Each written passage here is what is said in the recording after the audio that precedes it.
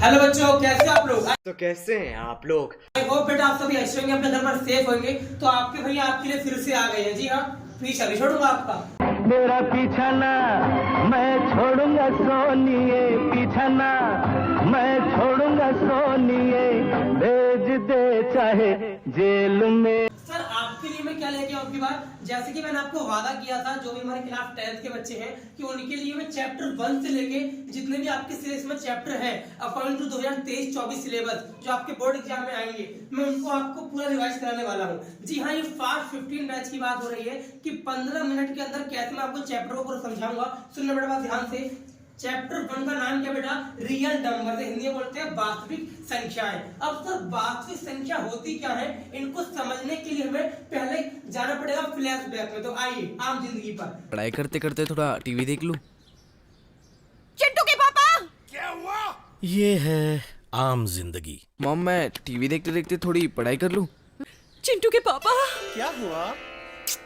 हाँ बेटा, शाबाश। ये है मेंटोस जिंदगी। सर नंबर सिस्टम पढ़ते हैं तो भैया नंबर सिस्टम है क्या? सर एक क्लास 9 का एक चैप्टर था, वहां पे बहुत सारे नंबरों के बारे में सीखना था। सर रियल नंबर ना एक प्रकार मान लो दादा है। क्या? हाँ दादा है। अरे दादा रे!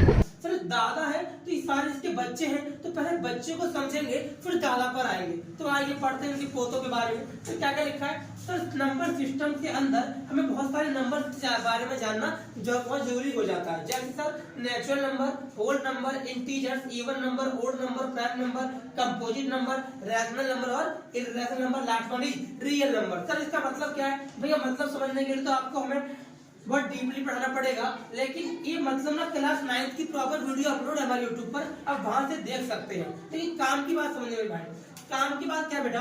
काम की बात ये है कि रियल नंबर को डिनोट करते हैं आर से। सर ये डिनोट करने वाली बात कहीं तो हमारी बुक में है नहीं। बिल्कुल सही कह रहे हो आप, ये क्लास 11 से मैंने चुराई है। जी हाँ, क्लास 11 वाली बुक में साफ साफ लिखा हुआ है कि रियल नंबर को डिनोट करते हैं आर से। और हाँ, ये भी लिखा हुआ है कि नेचुरल नंबर करते हैं किससे? एन से। और ये भी लिखा हुआ है कि होल नंबर को डिनोट करते हैं डब्ल्यू से। और ये भी लिख के दे दिया कि इंटीजर को डिनोट करेंगे किससे? जेड से। और हाँ, अगर पॉजिटिव इंटीजर हुआ तो उसको लिखेंगे जेड प्लस, और अगर नेगेटिव इंटीजर लिखेंगे बेटा तो लिखेंगे जेड माइनस। और सर इसके अलावा एक होता है रैशनल नंबर। क्या होता है बेटा? Rational number. भैया इन लोगों ने रैशनल नंबर को क्या लिख के दिया? क्यू लिख के दिया, क्यू। तो ये सब बातें आपके लिए नहीं है और आई होप आपको वीडियो पसंद आ रही होगी, आप समझ रहे होंगे कि हाँ यहाँ पे नई नई बातें जानने को मिल रही है। तो वीडियो को लाइक करना मत भूलना बेटा। सुनना सर, क्यू मतलब क्या? क्यू मतलब रैशनल नंबर। और हाँ, अगर क्यू मतलब any number express in the form of p by q है Q not equal to 0 and PQ are integer, उसे क्या बोलते हैं? सर उसी को रैशनल नंबर कहते हैं। यानी कि PQ एक पूर्णांक नंबर होता है, पूर्णांक संख्या होती है, पॉजिटिव नेगेटिव दोनों में हो सकती है। पर दूसरी बात कि Q नीचे वाला यानी कि हर डिनोमिनेटर कभी भी 0 नहीं हो सकता। और सर अगर प्लस का नंबर लिखा है तो वहां पे लिखेंगे Q प्लस, और माइनस का लिखा तो क्या लिखेंगे? Q minus. तो चलिए टॉपिक की तरफ आते हैं। तो मैंने कहा सर दादा के बारे में जानने से पहले हमें इनके बच्चों के बारे में जानना पड़ेगा। तो ये सभी नंबर को मैं अगर डीपली समझने की कोशिश करूं थोड़ा सा और समझ लूं। हालांकि इसकी प्रॉपर वीडियो आपको अपलोड होकर मिल जाएगी, अभी टाइम लगेगा इस वीडियो बनाने के लिए, लेकिन आप पहले इस वीडियो को समझें कि सर रियल नंबर में है क्या। तो भैया रियल नंबर पहले समझेंगे। अब इसको समझाने के लिए मैंने आपको एक तरीका लाया। देखो क्या तरीका है। सर रियल नंबर जो है वो यहाँ पर रियल नंबर सर दो टाइप के बताए गए, यानी एक रैशनल एक इर्रेशनल। तो एक जब पुराना जमाना था हमारा, यानी कि पुरानी जिंदगी थी, तो एक मार्क्स का क्वेश्चन आया करता है एग्जाम में, डैश प्लस डैश। क्या आया करता था? Dash plus dash equal to real number. तो आपका आंसर क्या होगा? Rational plus irrational. जी हाँ, परिमेय तथा अपरिमेय संख्याओं के योग को जी हाँ, परिमेय तथा अपरिमेय संख्याओं के योग को क्या कहते हैं? वास्तविक संख्या रियल नंबर कहते हैं। अच्छा सर, मतलब यहाँ पर हमें लिखना था रैशनल नंबर और यहाँ लिखना था इर्रेशनल नंबर। ऐसा लिखने से हमको 1 मार्क्स मिल जाता। जी हाँ, बिल्कुल सही सुन रहे हो आप। सर याद रखना कि इसके अंदर जो हमें पढ़ना है मेनली, अगर मैं आपके सिलेबस की बात करूँ तो मैं आपके सिलेबस में घुसा नहीं हूँ कि मैं पढ़ना क्या है, मैं आपको बेसिक बता रहा हूँ। तो पहले बेसिक खत्म करते हैं। सर बेसिक में समझना, मैंने क्या समझाया कि रियल नंबर जो है ये दो टाइप हो गए, पहला रैशनल, दूसरा इर्रेशनल। अब भैया रैशनल नंबर जो है ना, रैशनल में भी 2 पॉइंट आ गए। एक आ गया टर्मिनेटिंग वाला नंबर और एक आ गया नॉन टर्मिनेटिंग टर्मिनेटिंग वाला नंबर। सर टर्मिनेटिंग का मतलब क्या है? टर्मिनेटिंग का मतलब है किसी भी फ्रैक्शन को काटने पे अगर वो पूरा पूरा डिवाइड हो जाए, मतलब कि डेसिमल में डिवाइड होके शांत हो जाए, रुक जाए, इसीलिए उसको हिंदी में कहते हैं शांत। क्या बोलते हैं जी? शांत, यानी कि रुक जाता है। जैसे 2/5, तो 2 को 5 से डिवाइड करने में कितना आता है जी? 0.4 आता है। दैट मींस यस पूरा डिवाइड हो गया और रुक भी गया, इसलिए क्या बोला गया? टर्मिनेटिंग डेसिमल नंबर कहा गया। भैया इसके बाद sir non terminating recurring number का मतलब क्या है? सर कोई भी ऐसा नंबर जिसको डिवाइड करने पर डेसिमल के बाद सेम नंबर रिपीट हो। जैसे 10/3 ले लो, 100/3 ले लो। सर 10/3 और 100/3 को डिवाइड करने पर हमारा नंबर कुछ ऐसा आता है 3.3333, 10/3 होता है ये। और 30 और अगर 100 को डिवाइड करूं 3 से तो क्या आएगा? तो भैया 33.333। सर कहने का मतलब ये है अगर डेसिमल के बाद नंबर रिपीट हो रहे हैं तो उसे भी क्या बोलते हैं? रैशनल नंबर भी कहते हैं। और सर रिपीट ना हो, शांत हो जाए, टर्मिनेट हो जाए तो भी उसे रैशनल नंबर कहते हैं। आई होप आपको वीडियो अच्छी लग रही होगी बेटा, तो वीडियो को लाइक करना मत भूलना और वीडियो को शेयर कर दो। और सुनो मेरी बात ध्यान से। सर इर्रेशनल नंबर की बात करूं तो भैया इर्रेशनल नंबर के लिए ये वो नंबर है जिन्हें आपके भैया कहते हैं अजीबोगरीब नंबर। क्या कहते हैं? अजीबोगरीब। मतलब यही कि यार ये ना बड़े अजीब से दिखते चलते रहते हैं। इनकी एक खास पहचान है कि ये ना अंडर रूट में होते हैं और रूट के अंदर ऑलवेज प्राइम नंबर होता है। अगर रूट के अंदर प्राइम नंबर होगा तो अल्टीमेटली वो आंसर क्या माना जाता है? इर्रेशनल नंबर माना जाता है, जो स्पेशली क्लास 10 के कॉन्सेप्ट में सीखना होता है कि हम how can you prove that, yes हम कैसे प्रूव करके दिखाएं कि इर्रेशनल नंबर है। तो बात करते हैं सर, हमने कहा कि जो रैशनल नंबर है, पहले क्या कहा? रियल नंबर दो टाइप के हो गए, रैशनल, इर्रेशनल। अब रैशनल के अंदर क्या आ गया?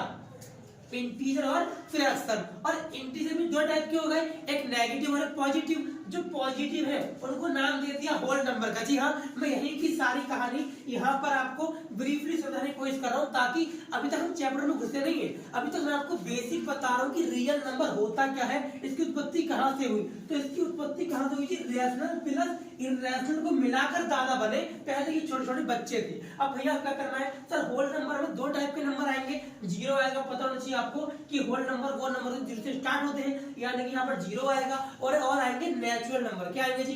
अच्छा सर, यानी कि होल नंबर के बाद ही नेचुरल नंबर आएगा? नहीं, नेचुरल पहले था, उसके बाद होल आया होगा, जीरो आया होगा। तो भैया नेचुरल नंबर से क्या बना? इवन और ओड बना। और भैया इवन और ओड, इवन से बन गए प्राइम और कंपोजिट, और ओड से बन गए कौन कौन से? और हाँ एक बात ध्यान रखना, ओड से क्या बना?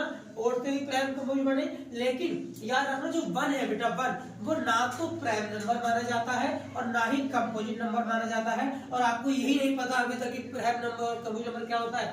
तो ये भगवान ही भला करे आपका, भगवान तेरा भला करे। तो भैया तो टेंशन मत लो। अगर आपको नहीं पता है तो प्लीज आपको इस वीडियो के डिस्क्रिप्शन में एक हमारी नॉर्मल वीडियो मिल जाएगी, जिसमें आपको वहां पे लिखा होगा कुछ टाइटल करके लिखा है आ जाओ सारे बच्चे बेसिक मैथमेटिक्स। तो हमारी पार्ट 1, पार्ट 2, पार्ट 3 तीन वीडियो अपलोड है। पहले वो देख के नॉर्मल वीडियो है वो जो मैंने कॉपी पर लिखकर समझा रखा है आपको, जो कि हमारी बेसिक कोरोना के टाइम की बड़ी वीडियो है, वो आपको समझ आ जाएगा डीपली कि मैंने बताने क्या चाहता हूँ। ठीक है जी। अब बात करते हैं आपके सिलेबस के अंदर में एंटर कर रहा हूँ, सुना ध्यान से। हाँ जी, अब बात स्टार्ट हुई है आपके चैप्टर के अंदर कि एग्जाम में क्या क्या छपेगा। देखो एग्जाम में क्या छपेगा। सर मान लो एग्जाम में 6 मार्क्स आपको चैप्टर देके जाने वाला है। जी हाँ, यहाँ पे जो मोस्ट वीवीआई जो टॉपिक है जो एग्जाम में छपते हैं, एक है सर एलसीएम और एक है एचसीएफ। डोंट वरी बेटा, क्वेश्चन भी कराऊंगा, टेंशन भी ले रहे हो क्यों? ध्यान से, एलसीएम और एचसीएफ। सर इसके बाद एक क्वेश्चन बनता है बेटा जी, prove that √3 is an irrational number.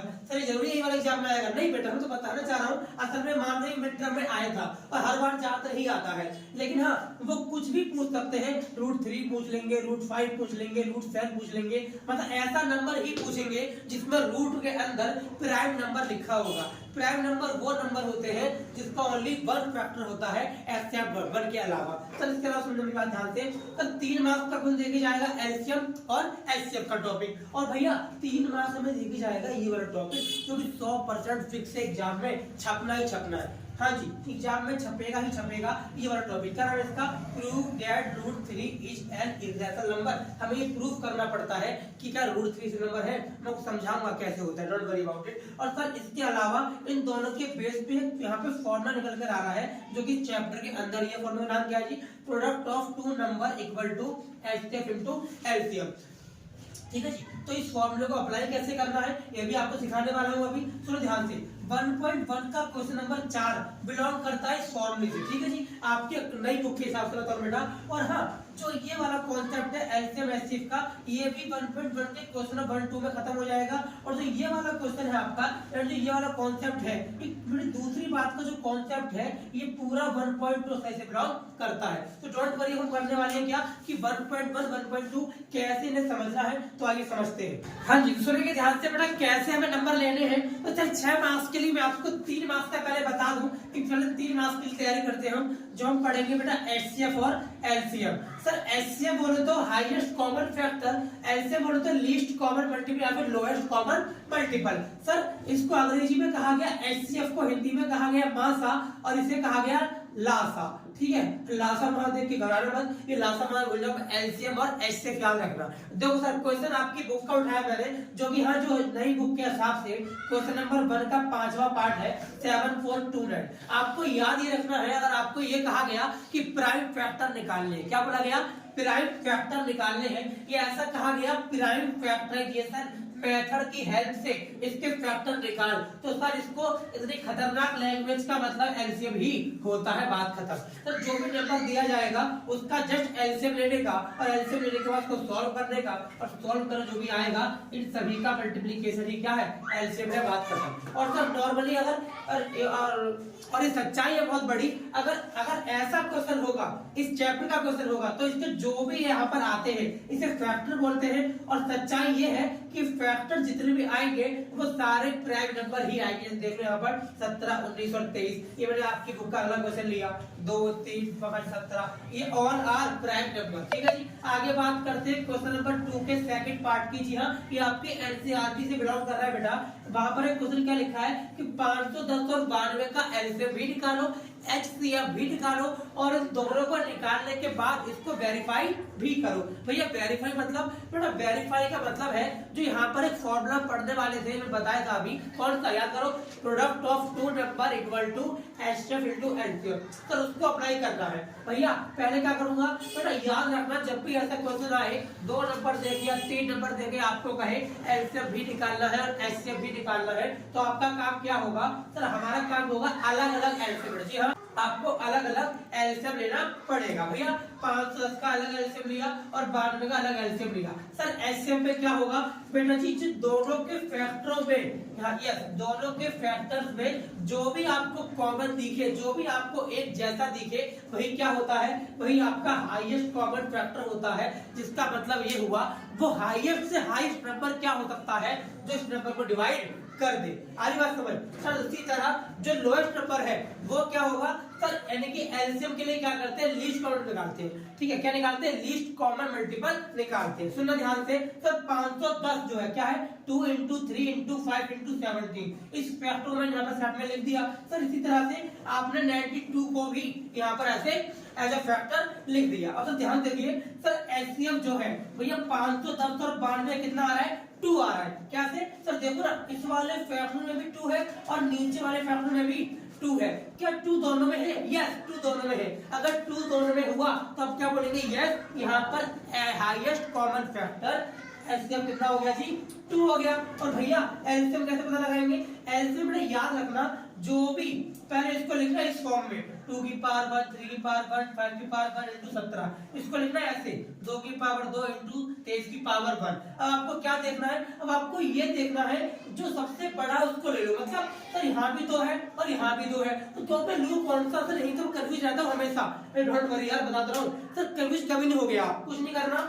2 बड़ा कौन सा है, सर 2 की पावर 1 या 2 की पावर 2, 2 की पावर 2 बड़ा है, तो 2 की पावर 2 को लेंगे, तो ऐसे में क्या आएगा, 2 की पावर 2, फिर जो जो यहाँ पर लिखे सभी आ जाएंगे, यानी 3 भी आ गया, 5 भी आ गया, 17 भी आ गया और 23 भी आ गया। सर 2 क्यों नहीं आया, 2 तो पहले ही आ गया था, तो ये वाला 2 क्यों नहीं आया, क्योंकि बेटा 2 की पावर 2 में छोटा वाला 2 मतलब 2 की पावर 1 ऑलरेडी इंक्लूड है, इसी वजह से मैंने इसको दोबारा से नहीं लिया। सर इस पूरे को सॉल्व करने से हमारा आंसर क्या आता है भैया, 23,460। सर आप चेक करना चाहते हो कि आपका ये आंसर सही आया है, तो क्या करूं, तो तभी तो क्वेश्चन में लिख के दिया वेरीफाई करो, प्रमाणित कीजिए। आइए प्रमाणित करते हैं। तो चलिए वेरीफाई करते हैं। भैया वेरीफाई मतलब क्या होता है? प्रमाणित कीजिए, यानी कि जो हमने आंसर निकाला उसको आप क्रॉस चेक करते हैं सही है गलत है। तो क्या करेंगे सर? कुछ नहीं करें, जो हमें 2 नंबर गिवन थे, जी हाँ, जो हमें क्वेश्चन में 2 नंबर गिवन थे, उस 2 नंबर को क्या करना, उस दोनों नंबर को आपस में कर देना मल्टीप्लाई। क्यों सर? क्योंकि फॉर्मूले ने क्या कहा? फॉर्मूले ने कहा product of 2 numbers, yes, product of 2 numbers is equal to HCF into LCM. मतलब सर, मतलब वही जो 2 क्वेश्चन दिए हुए हैं उन दोनों क्वेश्चनों को आपस में मल्टीप्लाई कर दिया, ये आ गया 46,920। और भैया एलसीएम आपने 2 निकाला था, यस 2 निकाला था, और आपने एलसीएम क्या निकाला था जी? 23,460। यानी दोनों का मल्टीप्लिकेशन भी वही आया जो इन 2 नंबर्स का मल्टीप्लाई आया। Yes sir, it means yes, हमने वेरीफाई कर दिया, हमने प्रमाणित कर दिया कि ये सच में फॉर्मूला अप्लाई हो गया कि हाँ 2 नंबरों का यानी 2 संख्याओं का गुणनफल बराबर एचसीएफ गुणा एलसीएम होता है। अगर आपको अच्छा लगा, ये सब समझ में आया हो तो प्लीज वीडियो को लाइक करना मत भूलना, वीडियो को शेयर कर दो। और सुनो बात ध्यान से, अब हम बात करेंगे अगले 3 मार्क्स के क्वेश्चन की, जो एग्जाम में 100% छपेगा ही छपेगा। तो जब तक वीडियो देखते रहे बेटा, वीडियो को लास्ट तक देखना। तो सर लास्ट में मेहनत कर रहे हैं किसके लिए? 3 मार्क्स के लिए। जी हाँ, क्लास में फिक्स है, क्लास 10 में फिक्स है कि 3 मार्क्स का एक क्वेश्चन ये वाला छपना ही छपना है। सर या तो √2 छपेगा, या √5, या √7, ज्यादातर इस टाइप का देखने को मिला है। सर √3 वाला आई थी कभी मिड टर्म में आया था, इसीलिए मैंने आपको √3 का ना दे किसका कौन सा दिया है सर? √3 का ना देकर मैंने आपको √2 का समझने की कोशिश करी है। देखो क्वेश्चन कैसा आएगा सर, प्रूफ करना होगा कि √2 एक इर्रेशनल नंबर है, जबकि हमें पता है कि √2 क्या है? एक इर्रेशनल नंबर ही है, बट हमें ये प्रूफ करना है। तो अब जो भी कह लो इसको रट्टे लगा लो, कुछ भी कह लो, लेकिन हाँ ऐसे लिखोगे तभी आपको 3 मार्क्स मिलेंगे। प्रॉपर लिखने का तरीका इसका ये है, ठीक है जी। सुनना ध्यान से, करना क्या है सर? तरीका वही है, पहले क्या करेंगे, मैं लेट कर लूंगा, एज्यूम कर लूंगा कि √2 एक रैशनल नंबर है। यस सर, अगर आपको प्रूफ करना है कि वो इर्रेशनल है तो आप क्या करते हैं, इसमें आप गलत एज्यूम करते हैं, रैशनल एज्यूम करते हैं। सर रैशनल एज्यूम करने के बाद अब पूरी सारी बातें बताने के बाद आप कहते हैं अरे सॉरी मुझसे गलती हो गई, ऐसा नहीं था। असल में जो मैंने माना था वो मैंने गलत मान लिया था, मेरी गलत बात की वजह से मुझे विरोधाभास होता है कि कॉन्ट्राडिक्शन होता है कि ऐसा नहीं था, ठीक है। देखो करना क्या है, तो सबसे पहले क्या लिखेंगे, लेट √2 क्या है? एक रैशनल नंबर है। सर अगर सोच के देखो, अगर कोई नंबर रैशनल होता है तो आप उसको क्या कर सकते हैं, तो आप उसको a/b के रूप में लिख सकते हैं, या तो ऐसा कह दो p/q के रूप में लिख सकते हो, एक ही बात है। मैंने क्या लिखा, √2 = a/b। देन मैंने क्या कर दिया बेटा, cross multiplication. Yes, b multiply होगा किससे? इससे, तो √2b = क्या होगा? तो a की वैल्यू क्या आ गई, √2b आ गई। अब यहाँ पे कर दिया स्क्वायरिंग बोथ साइड, जब स्क्वायरिंग बोथ साइड किया तो कुछ ऐसा इंटरफेस आया, तो हमारा आंसर क्या आ गया, इससे गुणा हो गया, क्या आ गया, 2b² = a²। अब यहाँ पे साफ पता चलता है कि अगर मैं 2 को डिवाइड में लाऊं तो मैं क्या कहूंगा कि a² is divisible by 2, that means क्या, a is also divisible by 2। अगर ऐसा है तो मैं इसको कैसे, so we can write a = 2c। Sir c कहां से आ गया, c यहां से आ गया कि मान लो c कोई इंटीजर रहा होगा, अगर c कोई इंटीजर है तो ये 2 से क्या हो रहा होगा, मल्टीप्लाई हो रहा होगा। सर क्या करेंगे, सर a की वैल्यू आपको पता है, आपने यहाँ निकाली थी कितनी, √2b। जस्ट पुट कर दो इस वैल्यू को यहाँ पर, √2b। अब क्या करेंगे सर, पुट करने के बाद अगेन क्या कर दो, जो यहाँ पर क्या था SBS, मतलब क्या, स्क्वायरिंग बोथ साइड।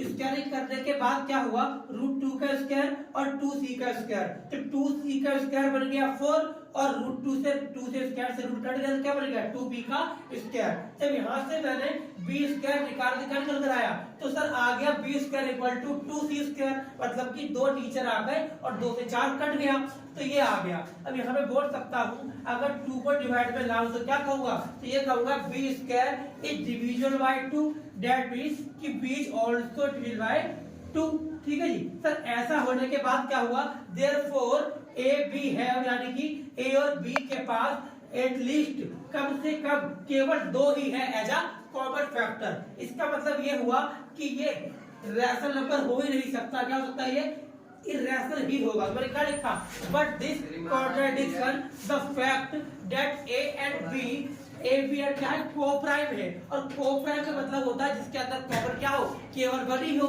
ठीक है जी। तो this contradiction has been arise, ये जो इतना कुछ हो रहा है इसमें, ये केवल क्यों हुआ, क्योंकि मैंने गलत अजम्पशन मान ली थी, because of our correct assumption. मैंने गलत मान लिया था कि ये रैशनल है, जबकि रैशनल है ही नहीं। तो मैं सॉरी बोलता हूँ आपको कि मैंने गलती से मान लिया था। अब ये बात यहाँ पे लिखना चाह रहे हैं, आपने क्या लिख दिया, सो वी कंक्लूड दैट, तो मैं ये निष्कर्ष निकालता हूँ कि रूट 3 क्या है, असल में एक इर्रेशनल नंबर थी। तो सर ये पूरा प्रोसेस है 3 मार्क्स को लेने का। जी हाँ, सीबीएसई बोर्ड में अगर आप ऐसे लिख के आ गए तो समझो आपको 3 मार्क्स आ गए। तो ये थी क्लास 10 की video. I know very well की वीडियो 15 मिनट का बैच था, लेकिन ये 20 मिनट के आसपास पहुंच चुकी है। पर डोंट वरी बेटा, अगर मैं ऐसे कराऊंगा डीपली तो चीजें जाएंगी ही। लेकिन हाँ, ये 20 मिनट की वीडियो बिलीव मी आपको 6 मार्क्स तो देकर ही रहेगी। तो इसको स्किप मत करना और अपने दोस्तों को, हर किसी को फैला देना, हर किसी को बता देना कि ये सब वीडियो बहुत ही इंपोर्टेंट है। तो प्लीज क्लास 10 वाले बच्चे स्पेशली चैनल सब्सक्राइब कर ले, क्योंकि हमारे कुछ लाइव वीडियो आने वाले हैं जो केवल कौन देख पाएगा, जिसने इस चैनल को सब्सक्राइब किया हुआ केवल वही देख सकता है। ठीक है जी। तो मिलते हैं नेक्स्ट वीडियो में। Thank you so much.